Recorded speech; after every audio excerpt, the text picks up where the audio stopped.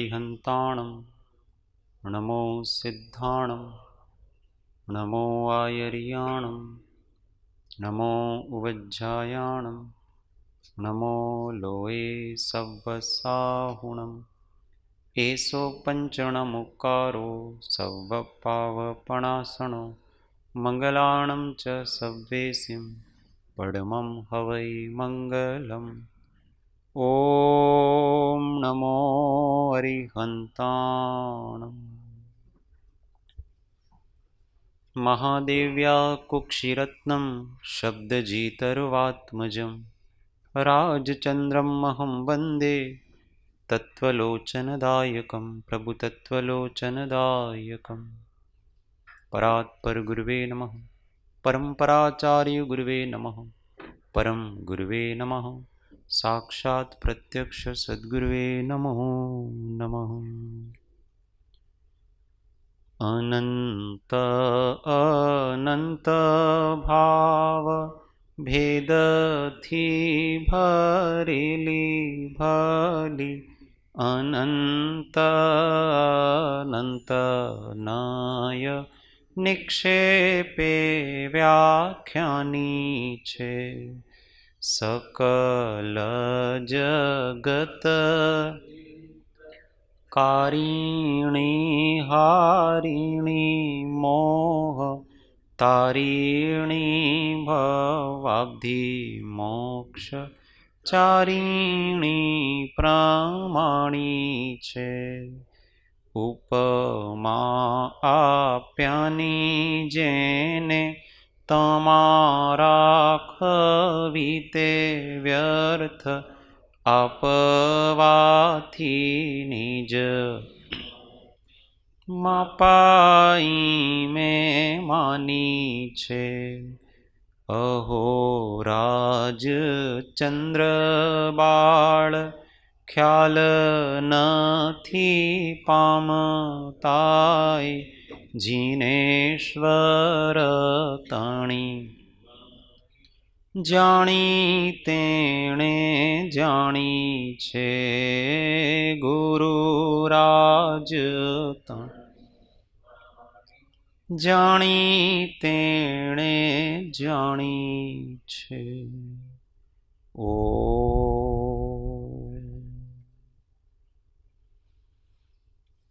जय सद्गुरु वंदन। जय जय जय सद्गुरु। तत्व चर्चा में परम तत्वज्ञ श्रीमद राजचंद्र विरचित पत्रांक 902 जड़ चेतन विवेक पृष्ठ संख्या 642 दैनिक भक्ति क्रम में पण आ पद छे रविवारनी भक्ति में।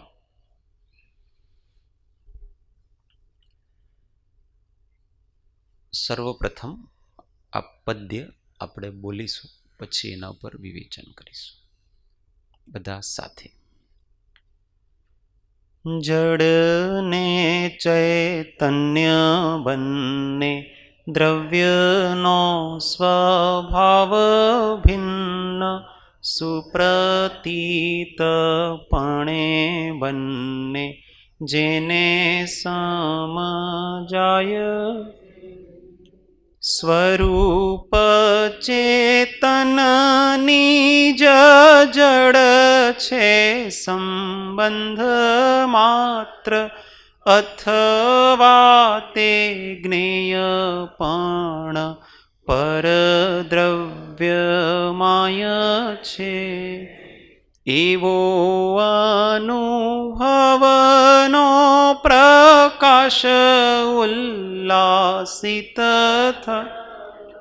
जड़थी उदासी तेने आत्मवृत्ति कायानी विसारी माया स्वरूपे समाया एवा निर्ग्रंथनो पंथ भव अंतनो उपाय દેહ જીવ એક રૂપે ભાસે છે અજ્ઞાન વડે, ક્રિયાની પ્રવૃત્તિ પણ તેથી તેમ જીવની ઉત્પત્તિ અને રોગ શોક દુઃખ મૃત્યુ દેહનો સ્વભાવ જીવ પદમાં જણ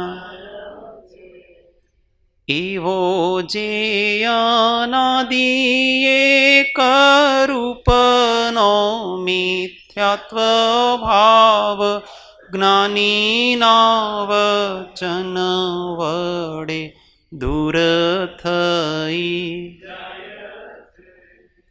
ભાસે જડ ચૈતન્યનો પ્રગટ સ્વભાવ ભિન્ન, બંને દ્રવ્ય નિજ નિજ રૂપે સ્થિત થાય છે.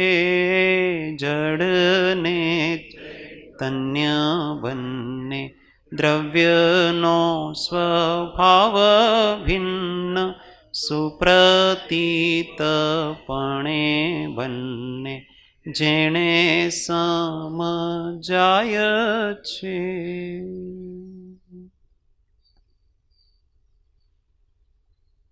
સરસ ઉત્તમ ક્વોલિટીનો ભેદ વિજ્ઞાનમાં પરમ સહાયક એવો પદ છે.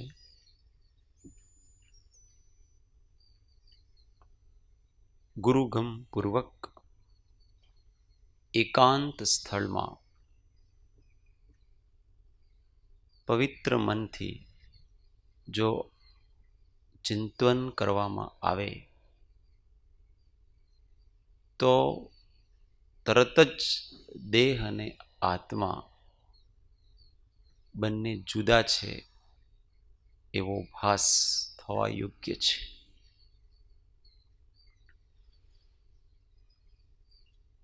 જડ ને ચૈતન્ય બંને દ્રવ્યનો સ્વભાવ ભિન્ન.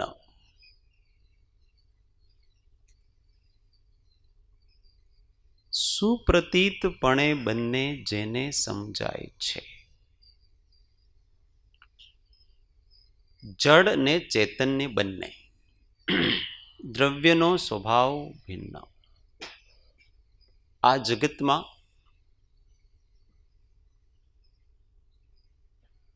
મૂળ બે દ્રવ્યો છે, જડ અને ચેતન.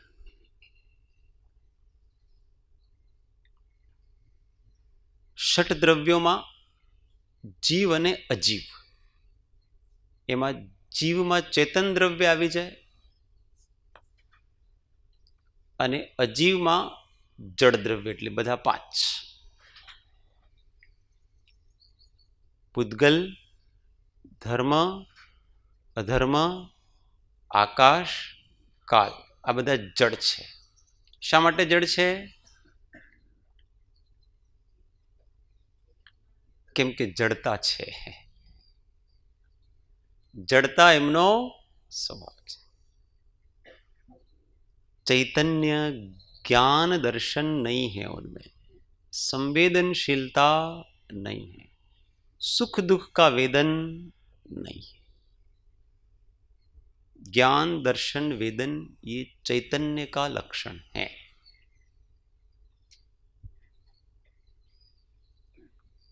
स्पर्श रस गंध वर्ण ये पुद्गल का लक्षण है. किसी भी पदार्थ को जानना है तो उसका मूल लक्षण पहले जानना चाहिए. लक्षण उसका नाम है जो लक्ष्य की पहचान कराए, जो लक्ष्य में हो. अव्याभिचारी लक्षण जो तीन दोष से रहित हो: अव्याप्ति, अतिव्याप्ति और असंभव. अव्याप्ति का मतलब वो लक्षण अन्य पदार्थ में उसके अलावा नहीं हो।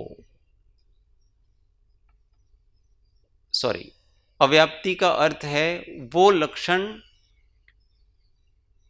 उस जैसे सभी पदार्थ में हो, किसी में हो न किसी में नहीं हो, ऐसा नहीं। अतिव्याप्ति का मतलब उनके अतिरिक्त और किसी में नहीं हो, लक्ष्य के अतिरिक्त अलक्ष्य में नहीं हो।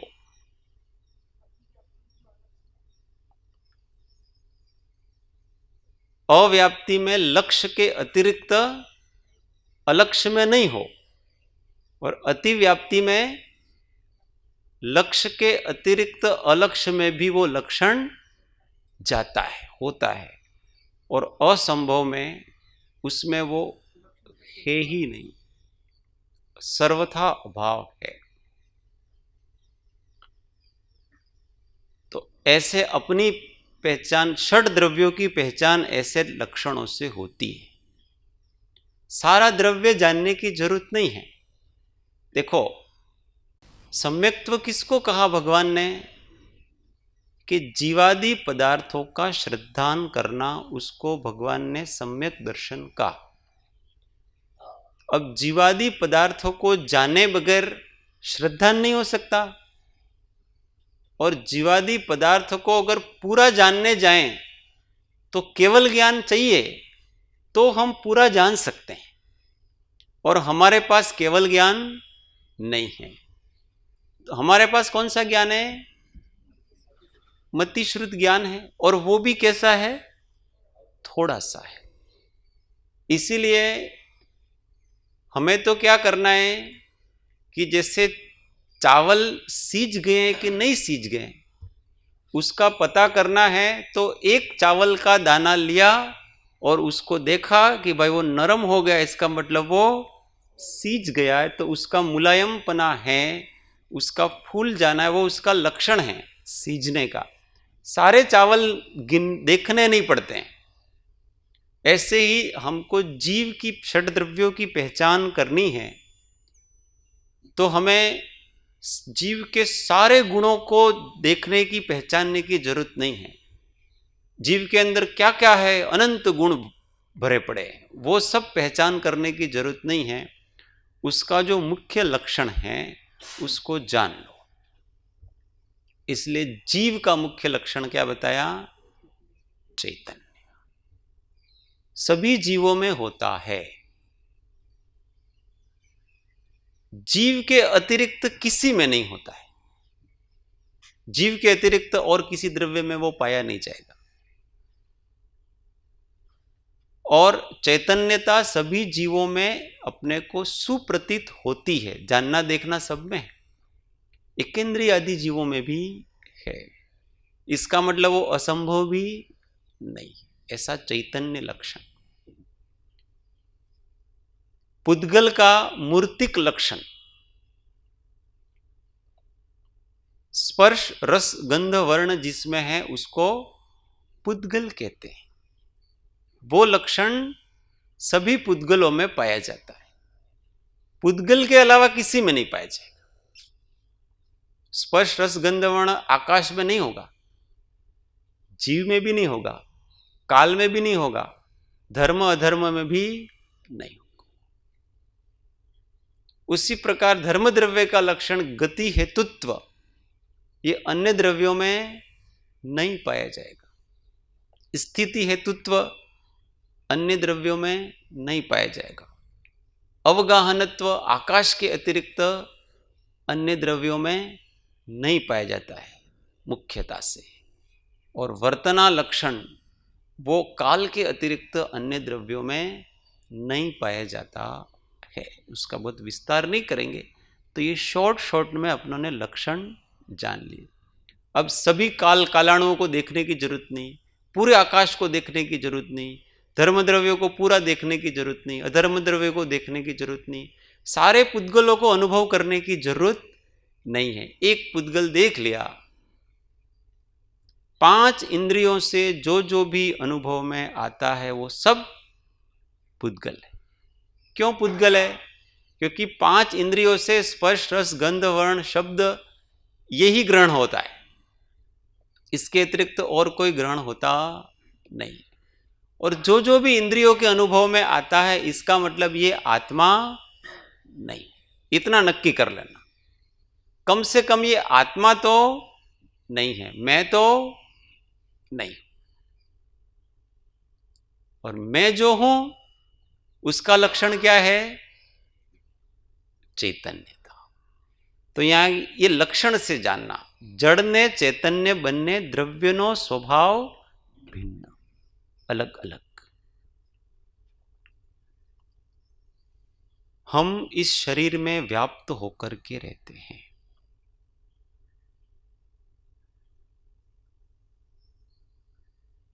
रहते कि नहीं रहते? फिर भी शरीर और हमारा स्वभाव अलग अलग है। दूध और पानी जैसे एक मेक होकर के रहते हैं, दूध दूध है, पानी पानी है, कभी भी एक होते नहीं। ऐसे स्वभाव की दृष्टि से अगर देखा जाए, ये समय सार का के आधार पर है। समय सार में 5 विशेषण बताए, स्वभाव की दृष्टि करने के 5 विशेषण बताए। किसको याद है? अबद्ध स्पृष्ट, अनन्य, नियत, असंयुक्त, अविशेष। तो पहला लक्षण क्या बताया? अबद्ध स्पृष्ट। 13 नंबर की क्या था? अबद्ध स्पृष्ट, कि ये जीव है वो पर द्रव्य से बंधा भी नहीं है और स्पृष्ट अर्थात स्पर्शित भी नहीं है। किस प्रकार से? तो उसमें एग्जाम्पल दिया है कि जैसे कमल पानी में रहता है परंतु फिर भी वो पानी से न तो बंधा है न वो स्पर्शित है। किस दृष्टि से? उसको लक्षण की दृष्टि से देखा उन्होंने कि कमल का लक्षण क्या है। कमल का मूल लक्षण है वो उसकी सुगंध है। जैसे अग्नि का लक्षण क्या है? उष्णता। ये जो, और जहां सुगंध नहीं है वहां कमल नहीं है। कोई कमल ऐसा देखा जिसमें सुगंध नहीं है? तो उसके मूल स्वभाव की दृष्टि से देखो, सुगंध की दृष्टि से देखो, तो वो पानी से बंधा हुआ नहीं है, क्योंकि पानी का अलग प्रकार का स्वभाव है और कमल का अलग प्रकार की गंध है, पानी का अलग प्रकार का है। और सुगंध भले कमल की डंठ वो होता है ना, वो पानी में है, परंतु उसकी सुगंध है वो पानी से बंधी हुई नहीं है, पानी से स्पर्शित हुई नहीं है। पानी में रहेगा तो भी अपनी सुगंध तो बाहर फैलाता है। उसी प्रकार ये द्रव्य कर्म और नो कर्म, इस दोनों के बीच में रहता हुआ भी ये आत्मा अबद्ध स्पृष्ट है, उनको स्पर्श नहीं करता है, अपना चैतन्य स्वभाव है।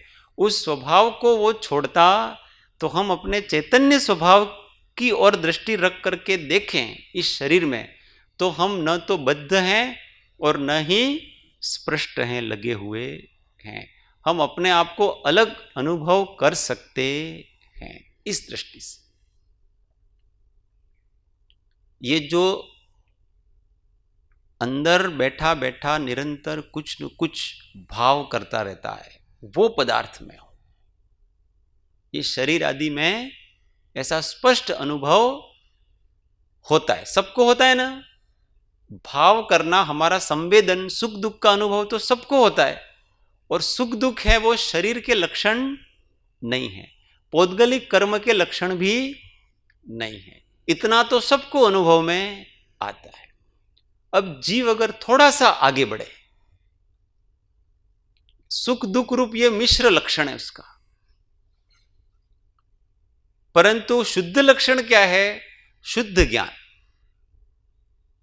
अगर उस दृष्टि से देखो तो फिर रागादि से भी हमारा भेद पड़ जाएगा कि शुभाशुभ भाव होते हैं, उससे भी रहित उनको भी जो जानता है, अर्थात वो भी जिसके सहज ज्ञान में आते हैं, वो मैं हूं। सुबह वो एक बोध वचन लिया था काष्ठ का, જેમ કાષ્ટને છેદવામાં આવે તો કાષ્ટને કંઈ દુઃખ થતું નથી, તેમ સમવૃત્તિ રાખો, ऐसा वचन था ना। तो ज्ञानी सुख दुख का वेदन वगैरह ऐसे करते हैं। ये जो ये शरीर है, इस शरीर में अगर हम सुई चुभोते हैं तो किसमें सुई चुभोई हमने, चेतन में कि जड़ में? जड़ में। काष्ठ में जैसे अपन छेदते हैं उसमें सुई चुभो दी अपनों ने, तो काष्ठ को दुख नहीं होता है। ऐसे ही ये भी एक प्रकार का काष्ठ, लकड़ी तो है और क्या है, पुद्गल ही एक प्रकार। एक पुद्गल में दूसरे पुद्गल को हमने छेद किया, घुसाया। पुद्गल को जैसे किसी प्रकार का सुख दुख का वेदन नहीं होता है, उसी प्रकार से अपने आप को क्या मानना, ये पुद्गल शरीर में घुसा है, मैं तो केवल उसका जान। अगर ज्ञान स्वभाव की दृष्टि से हम देखेंगे तो हमको वेदना ज्ञेय रूप लगेगी, वेदना वेदना रूप नहीं लगेगी।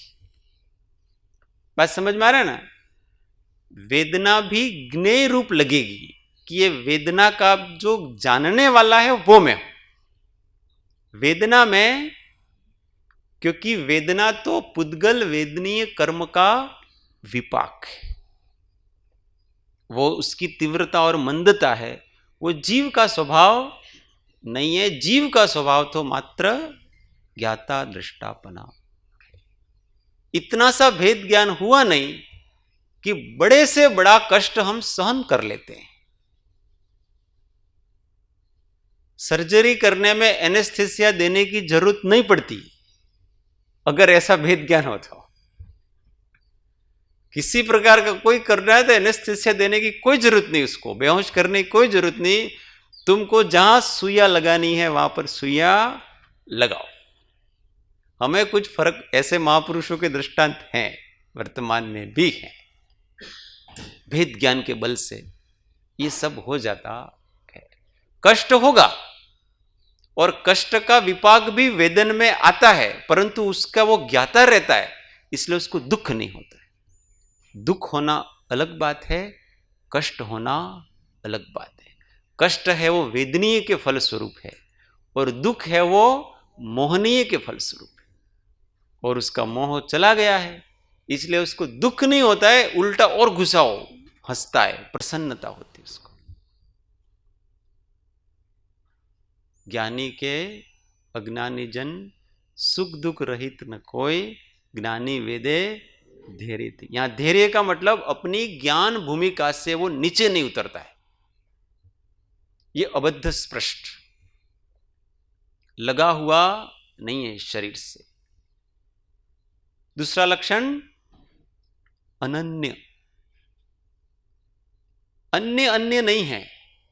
अन्य अन्य मतलब उदाहरण दिया, जैसे एक मिट्टी का बर्तन है, मिट्टी है, उस मिट्टी का घड़ा भी बना सकते हैं, उस मिट्टी की थाली भी बना सकते हैं, उस मिट्टी की झारी भी बना सकते हैं, उस मिट्टी का कितना अलग अलग प्रकार से बहुत सारे बर्तन बना सकते हैं।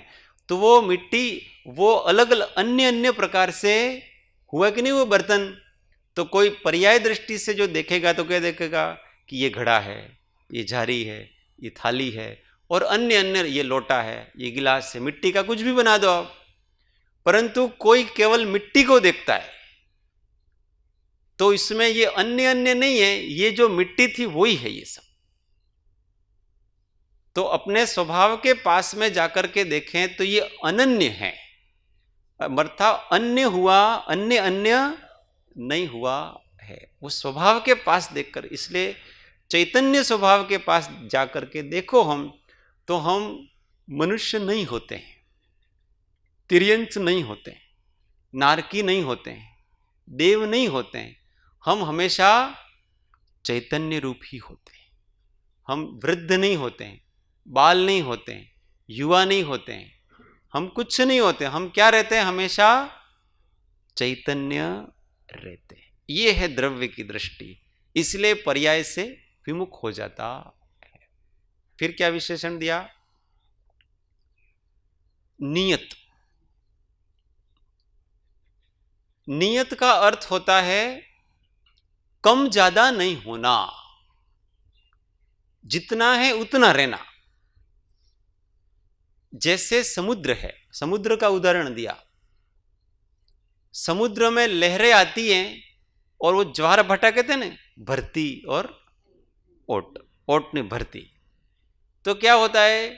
थोड़ा कभी पानी बढ़ता है, थोड़ा कभी पानी घटता है, पर समुद्र अपने समुद्रपने को नहीं छोड़ता है। ऐसा नहीं है इतना पानी कम हो गया कि समुद्र नदी बन गया। ऐसा कभी सुना? कि इतना पानी ज्यादा हो गया है कि अब उसको समुद्र की क्या उपमा दो, समुद्र से भी बड़ा हो गया। ऐसा नहीं होता है। समुद्र अपने गंभीर समुद्र भाव को जैसे नहीं छोड़ता है, वैसे आत्मा अपने मूल ज्ञान स्वभाव को, चैतन्य स्वभाव को नहीं छोड़ता है।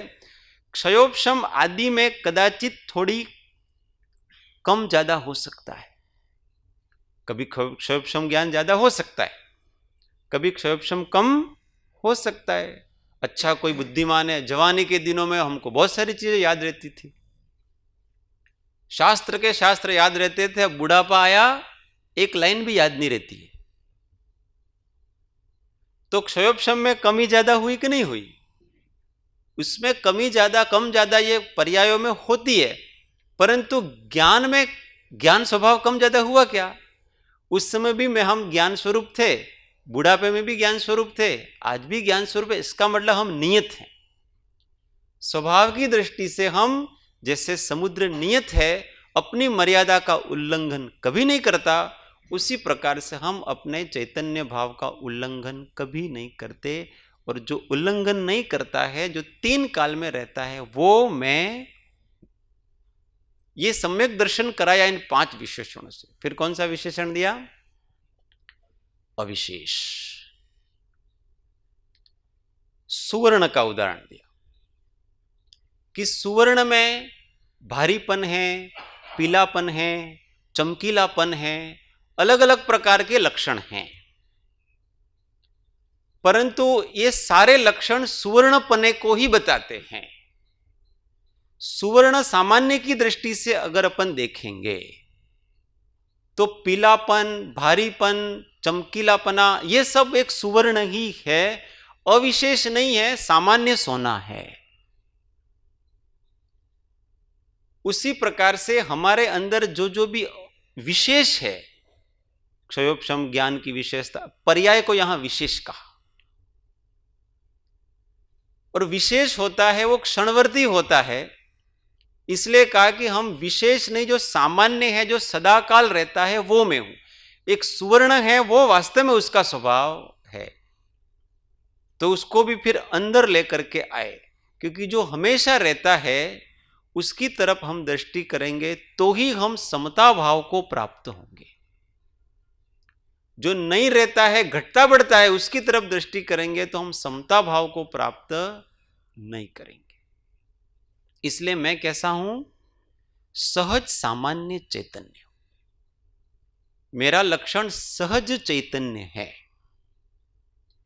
शुद्ध और अशुद्ध इन दोनों को अभी छोड़ो, क्योंकि ये दोनों तो पर्याय है। इसलिए समय सार में न पमत्तो न अपमत्तो, मैं न तो प्रमत्त हूं और न ही अप्रमत्त हूं, क्योंकि ये दोनों तो पर्याय हैं, और मैं तो उन दोनों के बीच स्थिर रहने वाला सहज चैतन्य ज्ञायक भाव हूं। इसका श्रद्धान करो। सहज चैतन्य का मतलब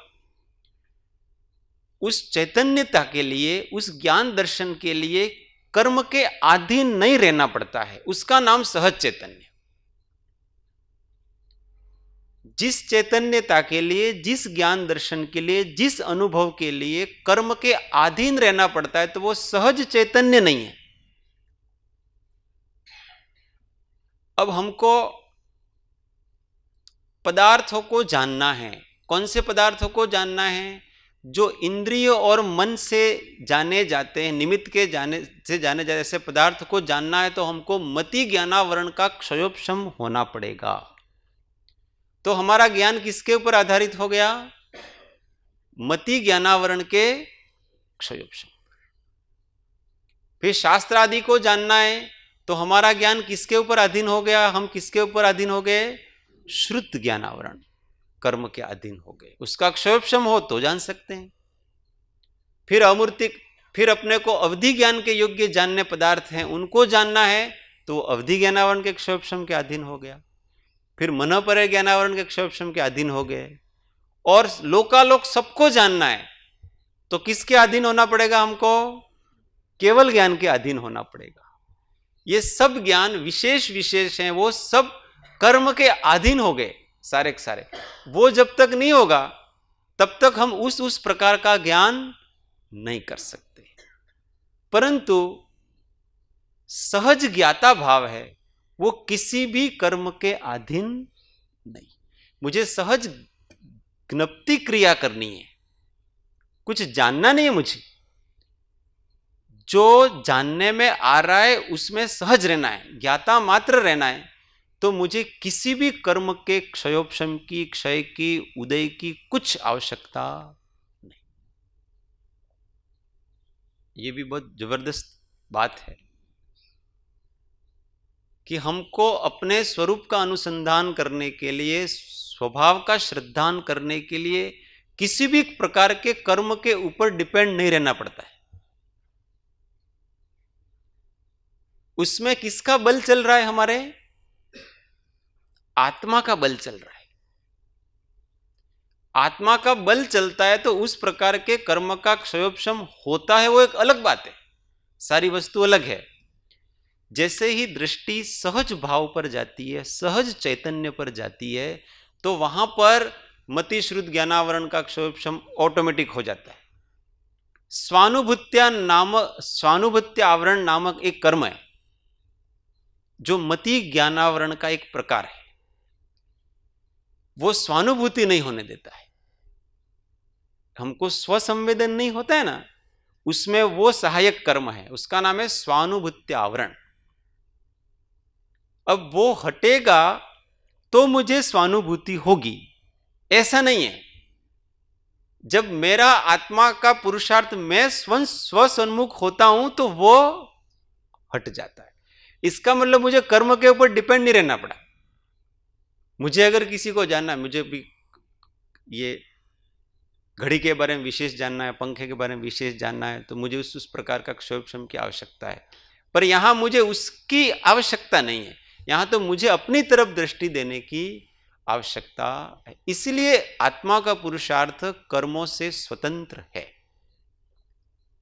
वो तो हमारा पुरुषार्थ वो उठता नहीं है ना अंदर से, इसलिए हमको ऐसा लगता है कि हम कर्मों के अधीन है। वास्तविकता ऐसी नहीं है। जब द्रव्य उसके योग्य हो जाता है तो, और जब वो स्वरूप में रमण करने लगता है तो सब कर्म ऑटोमेटिक जाते हैं। तो हमको तो हमारा कर्तव्य क्या है? अपने स्वद्रव्य की तरफ लक्ष्य देना। तो ये सहज सामान्य हूं बस, और ऐसा भाव आ जाता है कि मैं सहज सामान्य चैतन्य हूं, तो राग द्वेष ऑटोमेटिक चले जाते हैं, समता भाव ऑटोमेटिक आ जाए। कितने भी पाप कर्म पड़े हैं, कितने भी पुण्य कर्म पड़े हैं, परंतु अब हमको नहीं छू सकते। वो हमको न दुखी कर सकते, न हमको वो सुखी कर सकते। उनका विपाक जरूर आएगा, परंतु वो हमको सुख दुख का कारण नहीं हो, क्योंकि हमने आश्रय किसका लिया है? सहज सामान्य भाव का आश्रय लिया। अपन सुनते हैं ना शास्त्रों में, कोई चोर थे, लुटेरे थे, डाकू थे, फिर बोध मिल गया और वो दृढ़ प्रहारे की तरह न वो खड़े हो गए। किस आधार पर खड़े हो गए?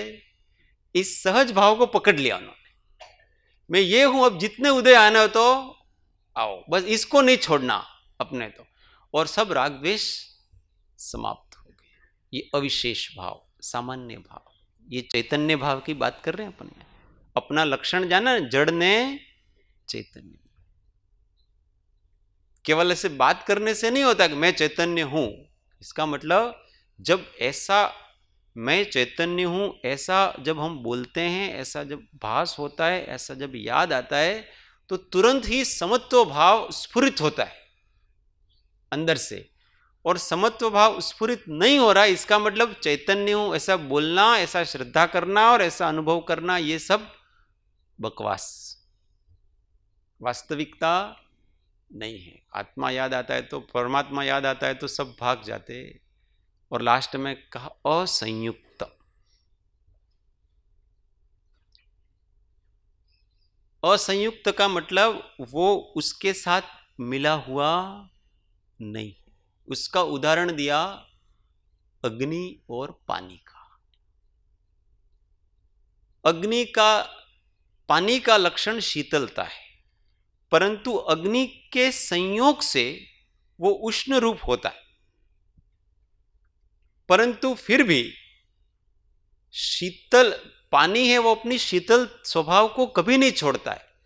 जैसे ही वो अग्नि का योग था, वो थोड़ा दूर हुआ और पानी अपने आप ठंडा हो गया। उसी प्रकार से ये कर्म आदि संयुक्त हैं, परंतु जब तक इनके अधीन होकर के हम वर्तते हैं, तब तक ही हम इन कषायादि रूप परिणत होते हैं।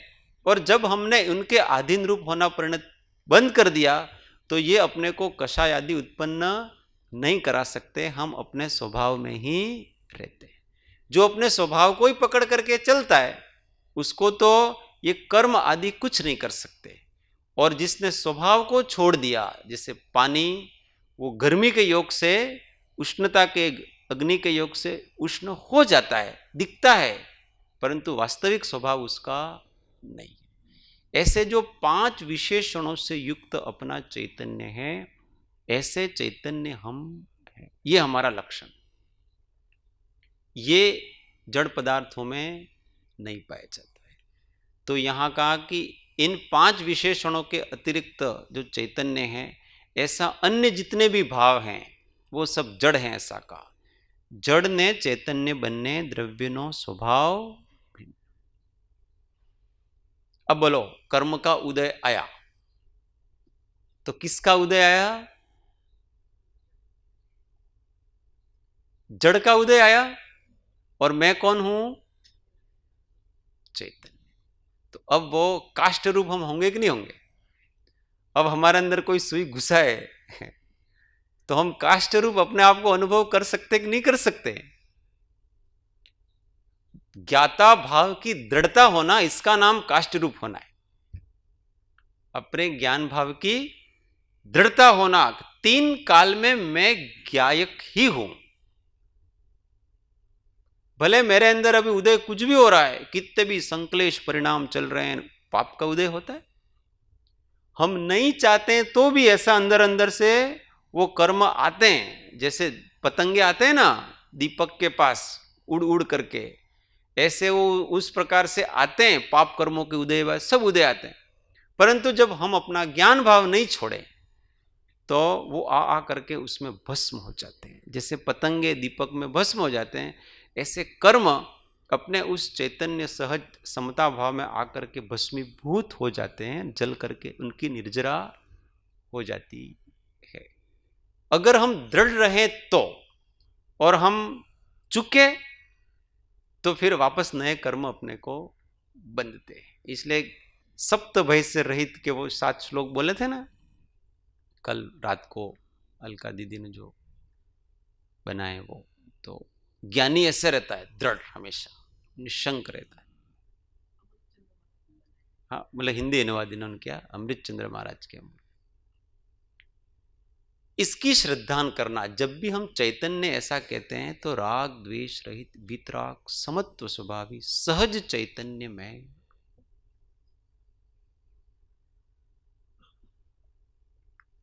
जो बिना प्रयत्न के जानता है वो मैं हूं। इस बात का इतना अभ्यास करना, इतना अभ्यास करना, इतना अभ्यास करना, इतना अभ्यास करना कि दिन रात इसका निश्चय जब तक नहीं होना, तब तक दूसरा कार्य मुख्यता से कभी नहीं लेना। कभी कभी ऐसा होता है कि हम दूसरे प्रकार की साधना बहुत अधिक कर लेते हैं और मूल साधना चूक जाते हैं। तो सबसे पहले तो अपने स्वरूप का निश्चय होना चाहिए। उसमें जो 4 स्टेप बताई मोक्ष मार्ग प्रकाशक में, सबसे पहले 3 तो व्यवहार स्टेप हैं और चौथी निश्चय की स्टेप है। यथार्थ देव गुरु धर्म का श्रद्धान, ये पहली स्टेप। दूसरा 7 तत्वों का यथार्थ श्रद्धान। तीसरा स्व का विनिश्चय और चौथा स्व का निश्चय। ये स्व के ये एक एक्चुअली ये सब एक ही है और अंतिम वाला आता है तो ये सब ऑटोमेटिक आ जाते हैं। पहले 3 साधन हैं, अंतिम वाला साध्य है। इसलिए पहले इसका प्रयोग करते रहना चाहिए। इस काल में जिसने भी आत्मदर्शन को प्राप्त किया है उनको इस चीज पे श्रद्धा हो गई। ये द्रव्य जब पकता है ना, काल लब्धि पकती है, तो मूल तत्व पे व्यक्ति को श्रद्धा हो जाती है कि मैं ये हूं। बाकी सब चीजें हैं, सारे साधन हैं, पर वास्तव में मैं क्या एक आत्मा हूं। और इसका अभ्यास चालू करता है दिन रात, वही के वही अभ्यास, वही के वही, मैं कौन, मैं कौन, मैं कौन, मैं ये, मैं कौन, मैं ये। और उसी के आश्रय से सब अपने राग द्वेष को हटाता है। अन्य प्रकार से हम राग द्वेष को हटाने का प्रयत्न करेंगे तो जात्यांतर होकर के हमारे पास वापस आ जाएंगे। पर अभी सहज भाव से राग द्वेष को हटाएंगे तो इष्ट अनिष्टपना नहीं है, इसलिए वो निर्जरा हो जाती। तो दिन रात उसका अभ्यास कर। तत्व ज्ञान तरंगिणी में उन्होंने एक ही रट लगाई है, शुद्ध चैतन्य, शुद्ध चैतन्य, शुद्ध चैतन्य, शुद्ध चैतन्य। सपने में भी अपने को ऐसा हो जाना चाहिए। जिस प्रकार से दर्पण में बहुत सारे चित्र विचित्र दृश्य आते हैं, परंतु इससे दर्पण चित्र विचित्र नहीं होता है। दर्पण काला नहीं होता है, सफेद नहीं होता है, ऐसा नहीं होता है। उसी प्रकार मेरे अंदर कर्म नौ कर्म के निमित्त से बहुत प्रकार के भाव आते हैं, परंतु मैं उन भावों रूप नहीं होता हूं। मैं सहज निर्दोष ज्ञाता ही रहता। अब इसके लिए क्या करना पड़ता है पता है? अपने इमोशंस, अपनी भावनाओं पर नियंत्रण करना पड़ता है।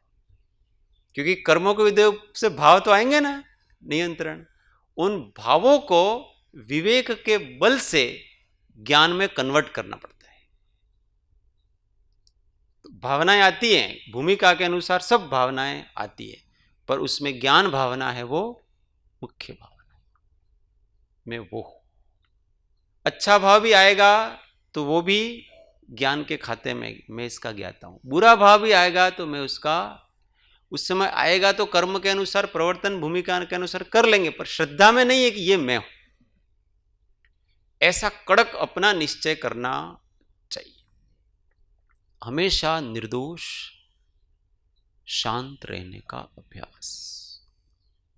तत्व निर्णय का फल क्या है कि हमेशा अपने शांति और निराकुलता हमारे उपयोग में, हमारे आत्मा में बनी रहे, समभाव बना रहे। ये तत्व निर्णय का फल है।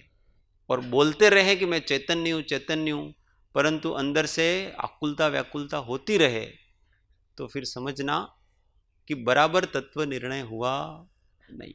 ठीक है, थोड़ा राग द्वेष आदि होते हैं, पर तुरंत व्यक्ति संभल जाता है। इसलिए का सुप्रतीत पणे बनने जेने समझाए छे। इस सुप्रतीत शब्द बहुत मार्मिक शब्द है। सुप्रतीत का मतलब सम्यक श्रद्धा पूर्वक। सम्यक श्रद्धा का मतलब अनुभवांशे प्रतीति, ऐसा दूसरे प्रकार का सम्यक्त्व का लक्षण बताया। अनुभवांशे प्रतीति, अनुभव पूर्वक की श्रद्धा, उसको कहते हैं सुप्रतीति, सम्यक प्रतीति। एक तो प्रतीति आज्ञा से होती है और एक प्रतीति साक्षात होती है।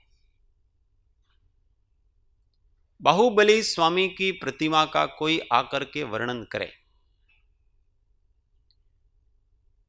कि बाहुबली स्वामी का मस्तक ऐसा है, आंखें ऐसी हैं और उसके हाथ ऐसे प्रकार के हैं, इस प्रकार से नाभि स्थल है, इस प्रकार से वक्ष स्थल है, इतनी सुंदरता है, इतनी लंबाई, इतनी चौड़ाई, तो वो काल्पनिक चित्रांकन सुनने वाला अपने मन में करता है, उसको श्रद्धा बैठ जाती है, इसका मतलब तो बहुत सुंदर है ये तो। और जब जाकर के देखता उसको, तो जो काल्पनिक श्रद्धान किया था उसने आज्ञा के अनुसार, और देखने में फर्क पड़ता है कि नहीं पड़ता है, दिन रात का फर्क पड़ जाता उस समय। तो क्योंकि आज्ञा प्रधानता में क्या होता है कि वो कल्पना से उन भावों का वेदन करने का प्रयत्न करता है। कोई कहता है कि मैं अमूर्तिक हूं, तो कल्पना करता है, स्पर्श रस गंध वर्ण ऐसा। मैं आनंद स्वरूप हूं, तो वो कल्पना करता है ऐसा, अपने श्रुत ज्ञान से करता है, क्षोभम ज्ञान से करता है।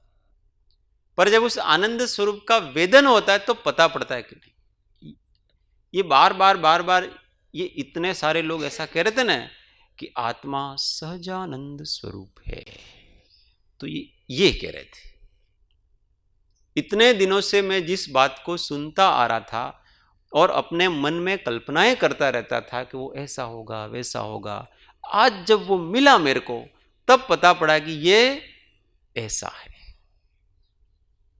तो आज्ञा के अधीन होकर के करता है तब तक कभी वो काल्पनिक है, उसकी कोई अपेक्षा से सच्चा हृदय है इसलिए वो उसको भी सम्यक्त्व कहा, परंतु अपरोक्षानुभूति नहीं है तब तक वो सुप्रतीति नहीं। और एक बार सुप्रतीति हो गई, इसके बाद वो प्रतीति कभी नहीं जाती है, वो प्रगाढ़ होती है, इतनी प्रगाढ़ होती है कि हम उसको कभी भी विस्मृत नहीं होती वो प्रतीति। उसका एक 2-4 बार मैंने एक दृष्टांत दिया था कि कैसे प्रगाढ़ होती है और कैसे वो अपने जहन में उतर जाती है अंदर। भारत और पाकिस्तान का विभाजन हुआ उस समय, यहां से मुस्लिम लोग पाकिस्तान में जाते थे और पाकिस्तान से वहां आते थे। वहां से जो हिंदू लोग आते थे उनको सारी संपत्ति छीन करके मार काट करके यहां पर भेजते थे। तो ऐसे कुछ आतंकवादी गुंडे प्रकृति के लोग एक घर में घुसे, उस घर में 8-9 सदस्य थे। तो सबसे पहले तो उन्होंने, वो तो बंदूकें लेके गए, तो उस घर में माताजी पिताजी थे, उनके 2 बेटे थे, 3 बेटियां थी। तो वो जितनी स्त्रियां थी उनके साथ उन्होंने व्यभिचार किया और उनको फिर मार दिया। फिर उनके माताजी पिताजी को भी मार दिया। ये सब चीजें, और जितने भी परिवार के सदस्य थे बहुत निर्मम हत्या कर दी। और इसमें सबसे बड़े बेटे का एक छोटा 3 साल का लड़का था, 3-4 साल का, वो दूसरी जगह एक कोने में छुप करके किसी को पता नहीं पड़े ना, ऐसे बैठा हुआ वो सब देख रहा था कि ये क्या हो रहा है। और फिर वो सब तो चले गए, मार लूट करके जो भी करना था वो करे गए। अब वो घटना है वो उसके जहन में इस प्रकार से बैठ गई, 3 साल का बच्चा 4 साल के बच्चे में, और उस घटना को वो जीवन भर कभी भी नहीं भूल सकता है। ऐसे ये घटना होती है कि ये इतनी प्रगाढ़ अनुभूति है।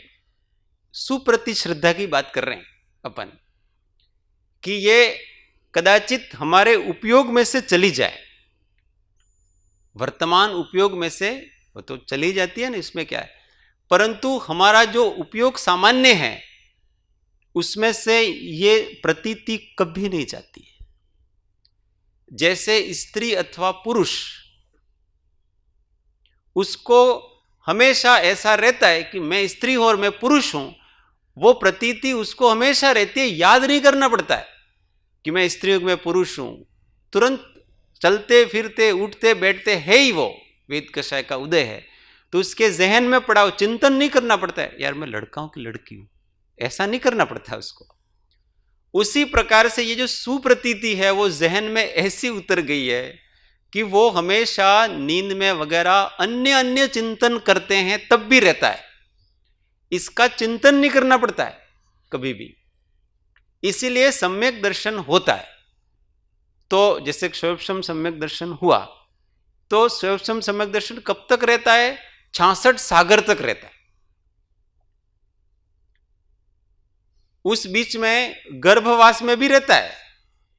गर्भ में आया, अभी बच्चा गर्भ में आया, 1 दिन का है, उस समय भी उसके है। 1 दिन की बात नहीं है। जब वो विग्रह गति में होता है ना, जहां उसका शरीर ही नहीं है, इंद्रियां भी नहीं है, मन भी नहीं है, विग्रह गति में 1, 2 अथवा 3 समय के लिए जीव के अंदर आत्मा में केवल तेजस और कार्बन शरीर है और चैतन्य आत्मा है, बाकी कुछ नहीं है। शरीर नहीं, इंद्रियां नहीं, मन नहीं, कुछ नहीं। वहां भी उसका सम्यक्त्व जीवित है। कारण क्या है? उसके लिए स्मरण की जरूरत नहीं है। सम्यक दर्शन के लिए स्मृति करेंगे तो सम्यक दर्शन होगा, ऐसा ये तो ज्ञान की अवस्था है, स्मरण है वो, और वो श्रद्धा की अवस्था है। तो वो प्रगाढ़ सुप्रतीति अनुभूति ये जब होती है तो बनने सुप्रतीत पणे बनने जेने समझाए, ऐसी प्रगाढ़ प्रतीति करने का प्रयत्न करना चाहिए। पर उसका साधन क्या है? वही मन। हम कहेंगे मन की बिना मन के प्रतीति हो सकती है, परंतु इस मन का उपयोग करना पड़ता है। मन का मतलब अपना ज्ञान, मतिश्रुत ज्ञान, बार बार उसका चिंतन, मनन, निधिध्यासन, प्रयोग करता रहना पड़ता है। दूसरी बातों को भुला करके अपने चित्त को बार बार उसी प्रकार के चिंतन में लगाना पड़ता है। तो जितना जितना हम लगाते जाते हैं उतने उतने वो दर्शन मोहनी कर्म हैं वो कम होते हैं, कम होते हैं, कम होते हैं, कम होते हैं, होते होते होते होते निर्णय है वो 1 दिन में नहीं हो जाता है। निर्णय है वो धीमे धीमे धीमे धीमे धीमे धीमे धीमे होता जाता है और संपूर्ण कर्म चला जाता है। तो वो अफर निर्णय है, अब घूमेगा नहीं। उसको फिर सुप्रतीत ऐसा नाम दिया है। अब वो कभी घूमेगी, मक्खन को घी बना दो, इसके बाद घी वापस मक्खन नहीं होगा। इस प्रकार की ये अवस्था है। इसलिए सुप्रतीत पणे जेने समझे, इसका प्रयोग करना।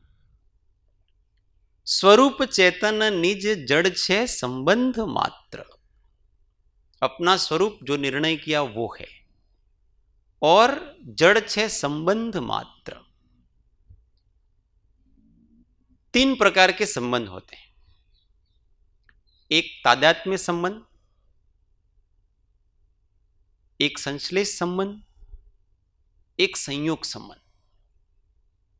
तादात्म्य संबंध गुण गुणी का होता है। एक ही पदार्थ के गुण गुणी का जो संबंध होता है उसको तादात्म्य संबंध कहते हैं। जैसे उष्णता और अग्नि, उन दोनों का क्या संबंध है? तादात्म्य संबंध। शक्कर और मिठास, उन दोनों का क्या संबंध है? तादात्म्य। जीव और ज्ञान, उन दोनों का क्या संबंध है? तादात्म्य। 3 काल में हमेशा रहता है, उस संबंध को तादात्म्य संबंध कहते हैं। उस रूप तद आत्ममय, उसको तादात्म्य ऐसा कहते हैं। एक होता है संश्लेष संबंध। 2 अलग अलग पदार्थ हैं पर एक में हो रहे हैं, उसको संश्लेष संबंध। ऐसे एक में होना कि उसको हम किसी भी प्रकार से अलग नहीं कर सकते, ऐसे एक में हो जाए। जैसे दूध और पानी, उनको हम अलग नहीं कर सकते। आप ऐसा सोचे कि उस 1 गिलास दूध में से 1 चम्मच पानी पानी निकाल लूं, तो ऐसा संभव नहीं है। उस पानी के साथ दूध आएगा, उसको संश्लेष संबंध कहते हैं। पर वास्तव में वो 2 द्रव्य हैं और एक संयोग संबंध होता है। संश्लेष संबंध एक क्षेत्रावगाह में होता है, एक ही क्षेत्र पर खड़े होते हैं, और संयोग संबंध है वो पर क्षेत्र के साथ जो उसका हमारे ऊपर प्रभाव है, वो संयोग संबंध है।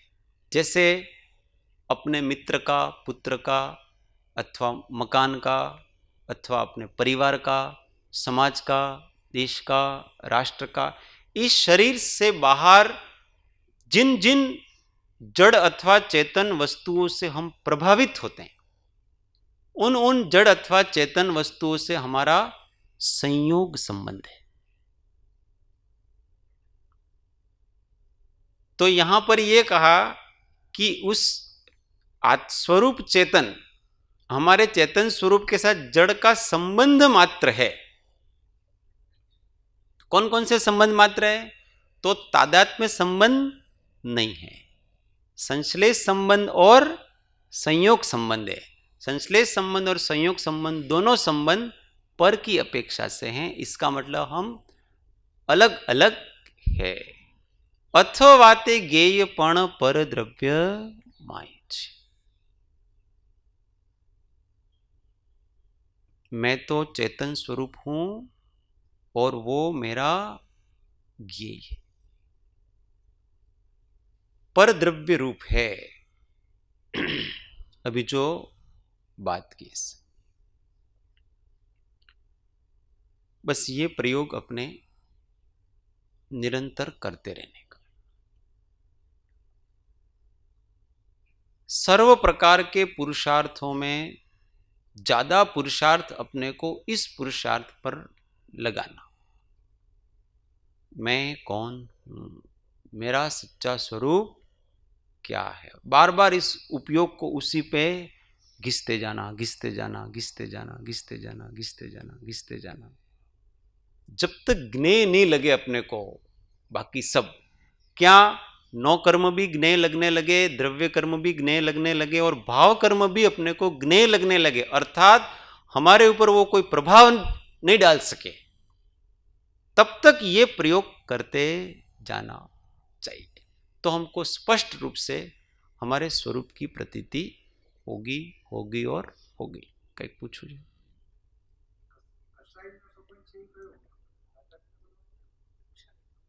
कषाय वाला जो संबंध है, एक्चुअली जो कषाय है वो भाव कर्म है, तो उसको क्षणिक संबंध है, पर है तो तादात्म्य ही। तादात्म्य का मतलब क्षणिक तादात्म्य है। एक तीन कालवर्ती होता है और एक क्षणिक होता है, परंतु है तो चेतन भाव है ना, उस इसलिए परद्रव्य नहीं है, वो स्वद्रव्य ही है, पर स्वाभाविक नहीं है, परंतु वो वैभाविक है, इसलिए उसको भी गिनना। 3 काल जो हमारे साथ नहीं रहता है वो हमारा नहीं, अपना क्या है उसकी हमेशा व्याख्या समझ लेना। अपने अपना कौन, तो 3 काल में जो हमारे साथ रहता है वही अपना है, जो 3 काल हमारे साथ नहीं रहता है वो अपना नहीं हो सकता। और ये कषाय हमारे साथ 3 काल नहीं रहती है। हम क्रोध को हमेशा साथ नहीं रख सकते हैं, मान को हमेशा साथ नहीं रख सकते हैं, लोभ को हमेशा साथ में नहीं रख सकते, अपना साथ छोड़ देंगे वो। और जो साथ छोड़ देता है उसको हम अपना नहीं कह सकते हैं। इसलिए कौन साथ नहीं छोड़ता है अपना? तो मेरा एक चैतन्य भाव है, सहज चैतन्य भाव है, वो मेरा साथ कभी छोड़ता नहीं है, इसलिए हम तो उसी के साथ ही हैं। एक पद बोलेंगे फिर थोड़ा ध्यान करेंगे। ज्ञेय है वो, कषाय भी ज्ञान के ज्ञेय ही गिनना चाहिए। जी, अप्रमत्त ही है। जब स्वरूपानुसंधान हो रहा है, स्वरूप का संवेदन होता है, तो वो अप्रमत्त है। अप्रमत्त, हाँ, स्वरूप में जागृति का नाम अप्रमत्तता है। जब हम अपने ज्ञान स्वरूप का श्रद्धान ज्ञान आचरण कर रहे हैं उस समय हम अप्रमत्त हैं, और स्वरूप से ज्ञान भूमिका से चूक जाते हैं तो हम प्रमाद में आ जाते हैं। बता झेल जो रहो चेतन चिदानंद में, जीवन का सार इसमें है। रहो चेतन चिदानंद में, जीवन का सार इसमें। रहो चेतन चिदानंद में, जीवन का सार इसमें है। रहो चेतन चिदानंद में, जीवन का सार इसमें है। जीवन का सार इसमें है, प्रभु का प्यार इसमें है। जीवन का सार इसमें है, प्रभु का प्यार इसमें है। प्रभु का प्यार इसमें है। रहो चेतन चिदानंद में, जीवन का सार इसमें है। जीवन में लोभ तृष्णा से सुखों का स्वाद नहीं मिलता। जीवन में लोभ तृष्णा से सुखों का स्वाद नहीं मिलता। करो अगणित यतन फिर भी दुखों का दर्द नहीं मिटता। करो अगणित यतन फिर भी दुखों का दर्द नहीं मिटता। दुखों का दर्द नहीं मिटता। लहो निज आत्म का आनंद, जीवन का सार इसमें है। लहो निज आत्म का आनंद, जीवन का सार इसमें है।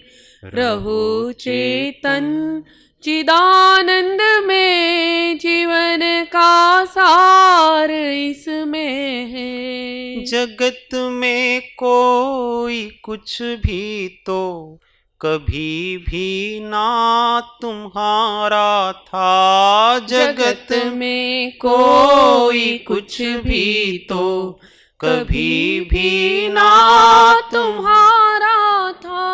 मोह के नैन ने देखा सुनहरा एक सपना था। मोह के नैन ने देखा सुनहरा एक सपना था। सुनहरा एक सपना था। जगाओ ने निजानंद के, जीवन का सार इसमें है। जगाओ ने निजानंद के, जीवन का सार इसमें है। रहो चेतन चिदानंद में, जीवन का सार इसमें है। प्रशंसा के सुमन बिखरे तो मन में मान महकाया। प्रशंसा के सुमन बिखरे तो मन में मान महकाया। मिले निंदा के कुछ स्वर तो हृदय में द्वेष अकुलाया। मिले निंदा के कुछ स्वर तो हृदय में द्वेष अकुलाया। हृदय में द्वेष अकुलाया। रहो समता में सहजानंद, जीवन का सार इसमें है। रहो समता में सहजानंद, जीवन का सार इसमें है।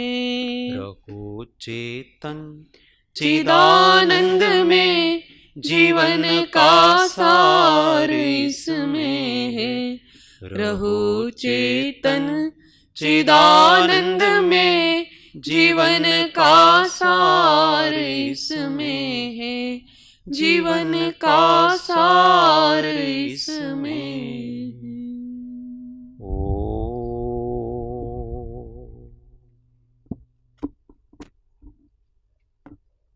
सावधान।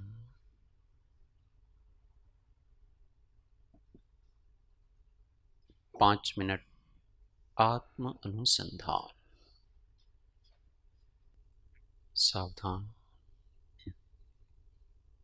3 बार ओंकार, लंबी गहरी श्वास।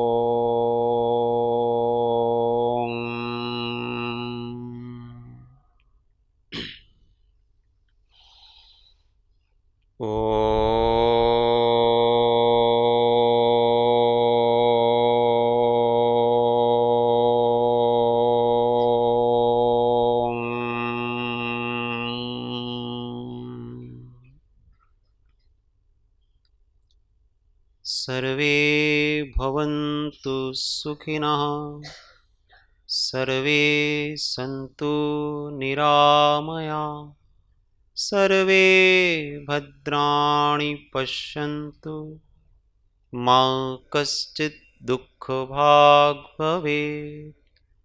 ॐ पूर्णमदः पूर्णमिदं पूर्णात् पूर्णमुदच्यते पूर्णस्य पूर्णमादाय पूर्णमेवावशिष्यते। ॐ शान्तिः शान्तिः शान्तिः। जय सद्गुरु।